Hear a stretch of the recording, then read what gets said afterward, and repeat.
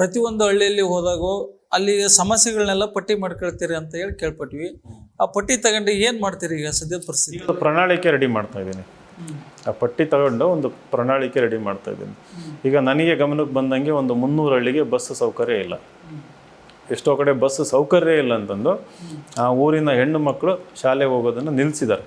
ಯಾಕಂದರೆ ಅವ್ರ ತಂದೆ ತಾಯಿ ಇಷ್ಟಪಡಲ್ಲ. ಬಸ್ ಇಲ್ಲ ಅಂತಂದರೆ ಯಾಕೆ ನಾವು ಇನ್ನೊಂದು ಹಳ್ಳಿಗೆ ಮಕ್ಕಳನ್ನ ಕಳಿಸ್ಬೇಕು, ಹೆಣ್ಮಕ್ಳನ್ನ ಅಂತಂದು. ಈ ರೀತಿ ಎಲ್ಲೆಲ್ಲಿ ನೀರಿಲ್ಲ ಅಂತಂದು, ಯಾವ್ಯಾವ ಏತ ನೀರಾವರಿ ಪ್ರಾಜೆಕ್ಟು, ಇರಿಗೇಷನ್ ಪ್ರಾಜೆಕ್ಟು ಅರ್ಧಕ್ಕೆ ನಿಂತಿದ್ದಾವೆ ಅಥವಾ ಸ್ಟಾರ್ಟಾಗಿ ಅಲ್ಲಿಗೆ ನಿಂತಿರ್ತವೆ ಅಥವಾ ಒಂದು ಕಾನ್ಸೆಪ್ಟ್ ಸ್ಟೇಜಲ್ಲಿ ಇರ್ತವೆ. ಇವನ್ನೆಲ್ಲ ಪಟ್ಟಿ ಮಾಡ್ಕೊಂಡಿದ್ದೀವಿ.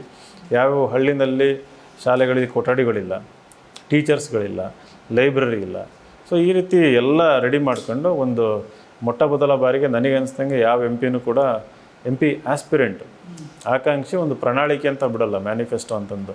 ಅದನ್ನು ದಾವಣಗೆರೆ ಎಲ್ಲ ಜನತೆಯ ಮುಂದೆ ಇಟ್ಟುಬಿಟ್ಟು ನೋಡಿ ಇದು ನನ್ನ ವಿಷನ್, ಇದು ನಾಳೆ MP ಆದಾಗ ಇದು ನನ್ನ ಲೈಫ್ ಮಿಷನ್ ಅಂತ. MP ಆದಾಗ ಅಲ್ಲಿ ಸಂಸತ್ತಿಗೆ ಹೋಗಿ ಅಲ್ಲಿ ನಮ್ಮ ಅಧಿಕಾರ ಉಪಯೋಗಿಸ್ಕೊಂಡು, ಜವಾಬ್ದಾರಿ ಉಪಯೋಗಿಸ್ಕೊಂಡು ನಿಮ್ಮ ಕ್ಷೇತ್ರಕ್ಕೆ ಈ ಕೆಲಸಗಳನ್ನ ಮಾಡಿಕೊಡ್ತೀನಿ.